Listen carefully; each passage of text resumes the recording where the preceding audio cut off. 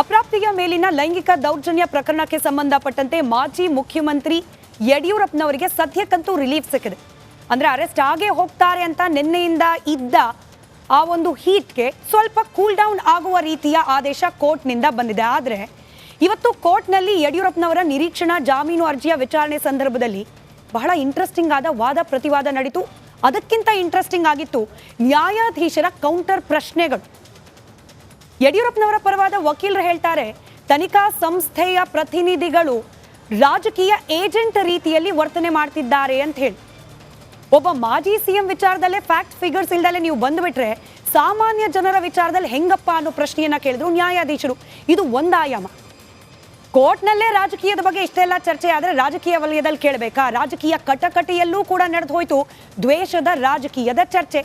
ಕುಮಾರಸ್ವಾಮಿ ಅವರು ಹೇಳಿದ್ರು, 80ರ ಹರೆಯದ ಯಡಿಯೂರಪ್ಪನವರ ವಿರುದ್ಧ ಇಂಥ ಕೇಸ್ ಹಾಕಿ ಅವರನ್ನ ಮುಗಿಸೋ ಪ್ರಯತ್ನ ಮಾಡಲಾಗ್ತಿದೆ, ದ್ವೇಷದ ರಾಜಕಾರಣ ಮಾಡಲಾಗ್ತಾ ಇದೆ, ಕಾಂಗ್ರೆಸ್ನ ಸರ್ವನಾಶದ ದಿನಗಳು ಪ್ರಾರಂಭವಾಗಿದೆ. ಇದು ಕುಮಾರಸ್ವಾಮಿ ಅವರ ಮಾತು. ಕೇವಲ ಕುಮಾರಸ್ವಾಮಿ ಅವರು ಮಾತ್ರ ಅಲ್ಲ, ಬಿಜೆಪಿ ನಾಯಕರು ನಿನ್ನೆಯಿಂದಲೂ ಕೂಡ ಇದೇ ವಾದ.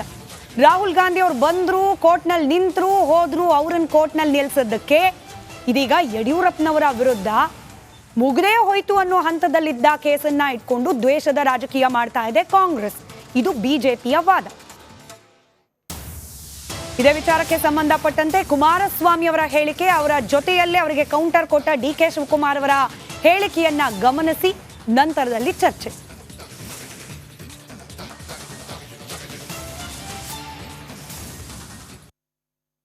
ನೋಡಪ್ಪ, ನನಗೆ ಆಕ್ಚುಲಿ ಅದ್ರ ಬಗ್ಗೆ ಜಾಸ್ತಿ ನಾನು ತಿಳ್ಕೊಳಕ್ ಹೋಗಿಲ್ಲ. ಕಾಂಗ್ರೆಸ್ ಪಾರ್ಟಿ ಯಾರ ಮೇಲೂ ದ್ವೇಷ ಮಾಡ್ಲಿಕ್ಕೆ ಹೋಗುದಿಲ್ಲ. ದ್ವೇಷದ ರಾಜಕಾರಣದ ಬಗ್ಗೆ ನಡಿ ಈಗ ಶುರು ಮಾಡೋಣ. ಕೇಸರಿಯಿಂದ ಮನೋಲ್ಲಾಸ ಮನಸ್ಸು ಮತ್ತೇರಿ ಕುಣಿದಾಡಿದೆ ನೋಡು, ಮನಸ್ಸು ಮತ್ತೇರಿ ಕುಣಿದಾಡಿದೆ ನೋಡು. ಕ್ಷಣ ಕ್ಷಣವೂ ಆಚರಿಸಿ ಕೇಸರಿ ಹಬ್ಬ. ವಿಮಲ್ ಬಾಯಲ್ಲಿ ಹೇಳಿ ಕೇಸರಿ. ನಾನೇನಾದ್ರು ಮಾತಾಡಕ್ ಹೋದ್ರೆ ಅದು ಎಲ್ಲೆಲ್ಲ ಹೋಗ್ತದೆ. ನಾನು ಮಾತಾಡಕ್ ಹೋಗಿಲ್ಲ. ನಮ್ಗೆ ಯಾರ ಬಗ್ಗೆನೂ ದ್ವೇಷ ಮಾಡಕ್ಕೆ ನನಗೆ ಪಾಪ ಯಾರಿಗೇ ಆಗ್ಲಿ ನನಗೂ ಅಯ್ಯೋ ಅನಿಸ್ತದೆ. ಯಾಕೆ ನಾವೆಲ್ಲ ಇದಕ್ಕೆಲ್ಲ ಅನುಭವಿಸಿರೋ ನಾವು, ನಮಗೆ ಗೊತ್ತಿತ್ತು ನಾವು ಏನಿದೆ. ಈ ರಾಜ್ಯದ ಮುಖ್ಯಮಂತ್ರಿಗಳಿಗೆ ಇವತ್ತು ಕಾಂಗ್ರೆಸ್ನ ನಾಯಕರಿಗೆ ಹೇಳ್ತೇನೆ, 82 ವರ್ಷದ ಯಡಿಯೂರಪ್ಪನವರನ್ನ ನಮ್ಮ ಕುಟುಂಬ ಮುಗಿಸ್ಬೇಕು ಅಂತ ಹೇಳಿ ಏನೇನು ನಡೆಸಿದ್ರಿ ಅನ್ನೋದು ಅದೊಂದು ಭಾಗ ಇರಲಿ. ಹೋರಾಟ ಮಾಡ್ತೀವಿ ನಾವು, ಎದುರಿ ಪಲಾಯನವಾದ ಮಾಡಲ್ಲ. ಏನೇನು ಮಾಡಿದ್ರಿ, ನಿಮ್ಮ ಆಡಳಿತವನ್ನು ದುರುಪಯೋಗ ಪಡಿಸ್ಕೊಂಡು ನಿಮ್ಮ ಮಂತ್ರಿಗಳು, ನಿಮ್ಮ ಪೊಲೀಸ್ ಅಧಿಕಾರಿಗಳನ್ನು ಯಾವ ರೀತಿ ನೀವು ದುರುಪಯೋಗ ಪಡಿಸ್ಕೊತಾ ಇದ್ದೀರಿ, ಅದೆಲ್ಲ ಒಂದು ಭಾಗ ಇರಲಿ. ಕಾನೂನು ತೀರ್ಮಾನ ಮಾಡಲಿ ಇದನ್ನು. ಆದರೆ ನನಗೆ ನೋವಾಗಿದ್ದು ನಿನ್ನೆಯ ದಿನ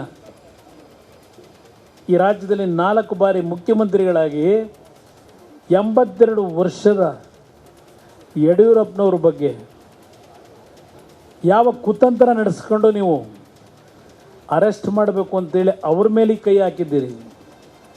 ದೇವೇಗೌಡರ ಕುಟುಂಬ ಮುಗಿಸಾಯಿತು, ಈಗ ಯಡಿಯೂರಪ್ಪನವ್ರ ಕುಟುಂಬನೂ ಮುಗಿಸೋಣ ಅಂತಕ್ಕಂಥದ್ದು ನಿಮ್ಮ ಈ ಕುತಂತ್ರ ಇದೆಯಲ್ಲ.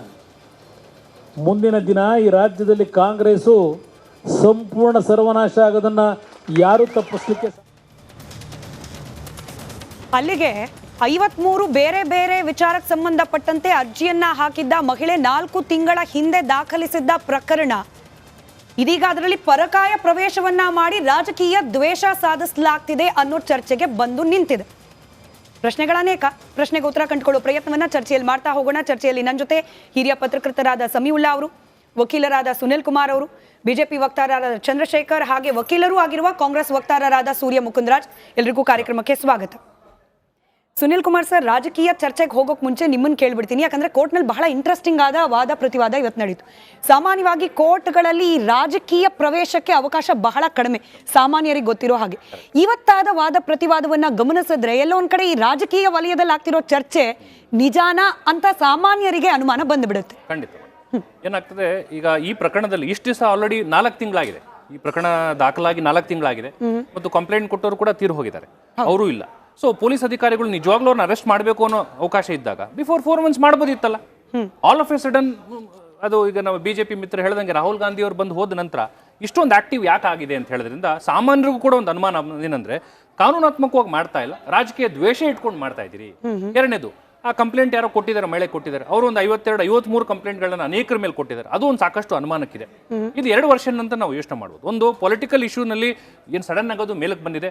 ಪೊಲೀಸ್ ಅಧಿಕಾರಿಗಳು 60 ದಿವಸದಲ್ಲಿ ಚಾರ್ಜ್ ಶೀಟ್ ಹಾಕಬೇಕು. ಆಲ್ರೆಡಿ ಮೋರ್ ದೆನ್ 90 days ಆಗಿದೆ, ಇನ್ನೂ ಚಾರ್ಜ್ ಶೀಟ್ ಹಾಕಿಲ್ಲ. ಇವ್ರಿಗೆ ತನಿಖೆಗೆ ನಿಜವಾಗ್ಲೂ ಬೇಕು ಅಂದ್ರೆ ಮ್ಯಾಜಿಸ್ಟ್ರೇಟ್ ಮುಂದೆ ಯಾವಾಗಲೂ ಅವ್ರನ್ನ ಅರೆಸ್ಟ್ ಮಾಡ್ಬೋದಿತ್ತು. ಫಸ್ಟ್ ಸರಿ ತನಿಖೆಗೆ ಬಂದಾಗ ಅವಾಗಲೇ ಅರೆಸ್ಟ್ ಮಾಡ್ಬೋದಿತ್ತು. ಏನೂ ಮಾಡಿಲ್ಲ. ಇಷ್ಟು ದಿವಸ ಸೈಲೆಂಟ್ ಆಗಿದ್ದು ಏಕದಮ್ ಒಂದೇ ಸಲ ಹೋಗಿ ಅರೆಸ್ಟ್ ವಾರೆಂಟ್ ಬೇಕು ಅಂತ ಕೇಳ್ತಾರೆ. ಜೊತೆಯಲ್ಲಿ ಯಡಿಯೂರಪ್ಪನವ್ರು ಕೂಡ ಯಾಮಾರಿದ್ರು. ಅವರು ಕೂಡ ಸಣ್ಣ ಗಾಯ ಅಂತ ಹೇಳಿ ಮರ್ತ್ಬಿಟ್ರು. ಅವರು ಕೂಡ ಅವಾಗಲೇ ಇಮಿಡಿಯೇಟ್ ಆಗಿ ಇವ್ರಿಗೆ ಫಸ್ಟ್ ನೋಟಿಸ್ ಕೊಟ್ಟಾಗ ಅವಾಗಲೇ ಹೈಕೋರ್ಟ್ ಕದ ತಟ್ಟಿ ಇಮಿಡಿಯೇಟ್ ಆಗಿ ನೋಡಿ ನನ್ನ ಮೇಲೆ ಸುಳ್ಳು ಪ್ರಕರಣ, ನನ್ನ ಹತ್ರ 100 ಜನ ಬಂದು ವಿಚಾರಿಸ್ತಾರೆ, ನಾನು 100 ಜನಕ್ಕೆ ನಾನು ಆಶ್ರಯ ಕೊಡ್ತೀನಿ, ಸಹಾಯ ಮಾಡ್ತೀನಿ, ಯಾರೋ ದ್ವೇಷದಿಂದನೋ ತಪ್ಪು ತಿಳುವಳಿಕೆಯಿಂದನೂ ಕೊಟ್ಟಿದ್ದಾರೆ ಅಂತ ಹೇಳಿ ಅವಾಗಲೇ ಸ್ಟೇ ಕೂಡ ತಗೋಬೋದಿತ್ತು. ಅವರು ಒಂದು 3 ತಿಂಗಳು ಯಾಮಾರ್ಬಿಟ್ರು. But madam, POCSO is a very serious provision. ಹೌದು, ವೆರಿ ಸೀರಿಯಸ್ ಡ್ರಾಕೋನಿಯನ್ ಲಾ. ಅದು ನಾವು UAPA ಅನ್ಲಾಫುಲ್ ಆಕ್ಟಿವಿಟೀಸ್ ಹೇಗಾಗ್ತೀವಿ, POCSO is also draconian law. ಈಗ ರಾಜಕೀಯ ಬೆರ್ತಿರೋದ್ರಿಂದ ರಾಜಕೀಯವಾಗಿ ಎಲ್ಲರೂ ರಾಜಕೀಯ ಮಾತಾಡ್ತೀವಿ. ಬಟ್ ಕಾನೂನಿನ ಚೌಕಟ್ಟಲ್ಲಿ ನಾವು ನೋಡಿದ್ರೆ ಕಂಪ್ಲೇನೆಂಟ್ ಬಂದು ಕಾಂಗ್ರೆಸ್ಸಿನ ಕಾರ್ಯಕರ್ತೆ ಅಲ್ಲ, ಅದನ್ನೇ ಹೇಳ್ತಿದ್ದಾರೆ. ಅವರು ಕಾಂಗ್ರೆಸ್ಸಿನ ಕಾರ್ಯಕರ್ತರಲ್ಲ. ಅವರು ತಮ್ಮ ಮಗಳಿಗೇನೋ ಸಮಸ್ಯೆ ಆಗಿದೆ, ಯಡಿಯೂರಪ್ಪನವ್ರ ಹತ್ರ ಹೋದಾಗ ಇವರು ಅಸಭ್ಯವಾಗಿ ಬಿಹೇವ್ ಮಾಡಿದ್ದಾರೆ ಅಂತ ಕಂಪ್ಲೇಂಟ್ ಕೊಟ್ಟಿದ್ದಾರೆ. ಎಲ್ಲೋ ಪೊಲೀಸ್ ಅಧಿಕಾರಿಗಳು ತನಿಖೆಯಲ್ಲಿ ವಿಳಂಬ ಮಾಡಿದ್ದಾರೆ. CID ಹೋಗಿದೆ, CIDನವರು ಕೂಡ ವಿಳಂಬ ಮಾಡಿದ್ದಾರೆ. 60 ದಿವಸ ಆಯಿತು, ಚಾರ್ಜ್ ಶೀಟು ಹಾಕಿಲ್ಲ. ಇದು ಪೊಲೀಸ್ ಅಧಿಕಾರಿಗಳು ಮಾಡಿರೋ ತಪ್ಪು. ಈಗ ರಾಜಕೀಯ ಬೇರೆ ಬಣ್ಣಗಳು ಬರಲಿಕ್ಕೆ ಸಾಕಷ್ಟು ಅನುಮಾನ. ನಾನು ಈ ಪೊಲಿಟಿಕಲ್ ಡಿಬೇಟ್ಗೆ ಹೋಗೋಕೆ ಮುಂಚೆ 2 ಕ್ವಿಕ್ ಕ್ವೆಶ್ಚನ್ಸ್ ಅನುಮಾನದ ಸಲುವಾಗಿ. ಚಾರ್ಜ್ ಶೀಟ್ ಸಲ್ಲಿಕೆ ಮಾಡಬೇಕಿತ್ತು 13ಕ್ಕೆ, ಹಂಗಾಗಿ ನಾವು ನೋಟಿಸ್ ಕೊಟ್ವಿ. ನಾವು 2 ಬಾರಿ ನೋಟಿಸ್ ಕೊಟ್ಟಾಗ್ಲೂ ಕೂಡ ಅವ್ರು ಉತ್ತರ ಕೊಡ್ಲಿಲ್ಲ. ಅಂದ್ರೆ ದೆಹಲಿಗೆ ಹೋಗ್ಬಿಟ್ರು, ಅವರು ನಮಗೆ ರೀಚಬಲ್ ಇರಲಿಲ್ಲ, ಹಾಗಾಗಿ ಅರೆಸ್ಟ್ ವಾರೆಂಟ್. ಇದು ಕಾನೂನಾತ್ಮಕವಾಗಿ ಎಷ್ಟು ಸರಿಯಾದ ವಾದ ಅಂತ ಹೇಳಿ ಅದರಲ್ಲೂ ಕೂಡ ಕೌಂಟರ್ ವಾದನ ಕೊಟ್ಟಿದ್ದಾರೆ. ಕೋರ್ಟಲ್ಲಿ ನ್ಯಾಯಾಧೀಶರು ಕೂಡ ಕೇಳಿದ್ದಾರೆ, ನಿಮ್ಗೆ 60 ದಿವಸದಲ್ಲಿ ಚಾರ್ಜ್ ಶೀಟ್ ಹಾಕಬೇಕು. What were doing for 120 days? Okay, 60 days ನಿಮ್ಗೆ ಆಲ್ರೆಡಿ ಇತ್ತಲ್ಲ. 120 ದಿವಸ ಆದ್ರೂ ನೀವು ಚಾರ್ಜ್ ಶೀಟ್ ಹಾಕಿಲ್ಲ. ಎರಡನೇದು, ಮೊದಲು ಇವ್ರು ತನಿಖೆಗೆ ಬಂದಿಲ್ಲ ಅಂತ ಹೇಳಿ ತಪ್ಪು. ಬಿಕಾಸ್ ಒಂದು ಸಲ ಯಡಿಯೂರಪ್ಪನವ್ರು ತನಿಖೆಗೆ ಹಾಜರಾಗಿದ್ದಾರೆ, ತನಿಖೆ ಕೋಆಪರೇಷನ್ ಕೊಟ್ಟಿದ್ದಾರೆ. ಮತ್ತು ಯಾವ ಸಂದರ್ಭದಲ್ಲಿ ನಾವು ಮನುಷ್ಯನ ಅರೆಸ್ಟ್ ಮಾಡ್ತೀವಿ, ನಾರ್ಮಲಿ ಕ್ರಿಮಿನಲ್ ಲಾನಲ್ಲಿ ಯಾವಾಗ ನಾವು ಅರೆಸ್ಟ್ ಮಾಡ್ತೀವಿ ಅಂದ್ರೆ ಈತ ತನಿಖೆಗೆ ಸಹಕಾರ ಕೊಡದಿರ ಓಡೋದ್ರೆ, ಸಾಕ್ಷಿಗಳನ್ನ ಹೆದರ್ಸಿದ್ರೆ, ಸಾಕ್ಷಿಗಳನ್ನೆಲ್ಲ ಡಿಸ್ಟ್ರಾಯ್ ಮಾಡ್ತಾ ಬಂದು ಇನ್ವೆಸ್ಟಿಗೇಷನ್ ಕೋಆಪರೇಟ್ ಮಾಡಿದ್ರೆ, ತಲೆ ತಪ್ಪಿಸ್ಕೊಂಡು ತಿರುಗಿದ್ರೆ ಆ ತರ ವ್ಯಕ್ತಿಯನ್ನ ನಾವು ಅರೆಸ್ಟ್ ಅನ್ನು ಮಾಡ್ತೀವಿ. ರೈಟ್. ಕ್ಯಾಪ್ಟನ್ ಅರ್ಜುನ್ ಕೊಂದಿದ್ದು ಯಾರು? ಅವ್ರ ನರೇಟಿವ್ ಎಲ್ಲಿ ತಂದಿಟ್ಟಿದ್ದಾರೆ ಅಂತಂದ್ರೆ ಸಂಪತ್ತನ್ನ ಹಂಚಿಬಿಡೋದು ಅಂತ. ಇದು ಸ್ಟುಡಿಯೋ ಟಿಪ್ಪು ಜಯಂತಿ ಮಾಡಕ್ಕೆ ಅವ್ರಿಗೆ ಖಂಡಿಸಿದ್ರು. Very nice. ಯಾರು ತಪ್ಪು ಮಾಡಿರೋದಿಲ್ಲಿ? ಓಲೈಕೆ ಹೇಳಿಕೆ ಇದು ಅಂತ ಹೇಳಿ ಯಾಕೆ ಪರಿಗಣಿಸಬಾರದು? I.N.I. ಇದು ವೇದಿಕೆ, ಇದು ಫೋಟೋ ಡಿಬೇಟ್ ಅಲ್ಲ. ಎಲ್ಲರದು ಒಂದು ಟೈಮ್ ನಿಮ್ಮ ಸಮಯ ಮುಗಿದಿದೆ. ಅವ್ರು ಹೇಳೋಕ್ಕಿಂತ ಮುಂಚೆನೆ ಹೇಗೆ ಪ್ರತಾಪ್ ಸಿಂಹ ಪಾಸ್ ಕೊಟ್ಟಿದಂತ ಆಗ್ಲಿ ಡಿಕ್ಲೇರ್ ಆಗೋಗಿತ್ತು ಅಂತ ನನಗೊಂದು ಡೌಟ್ ಬಂತು. ಸಾಕು ನಿಲ್ಸಿ. ಕೆಟ್ಟ ಪದ ಬಳಕೆ ಕಾಂಬಿನೇಷನ್ ಇಟ್ಟಿಲ್ಲ ನಾವಿಲ್ಲಿ.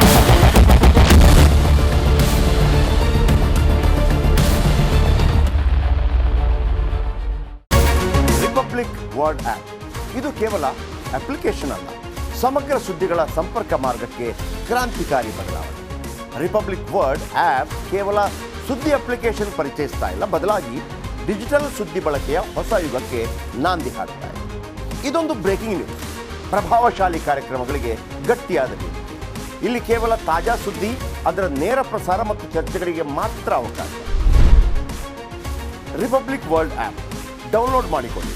ಗೂಗಲ್ ಪ್ಲೇ ಸ್ಟೋರ್ ಮತ್ತು ಆಪಲ್ ಆಪ್ ಸ್ಟೋರ್ನಲ್ಲಿ ಲಭ್ಯವಿದೆ.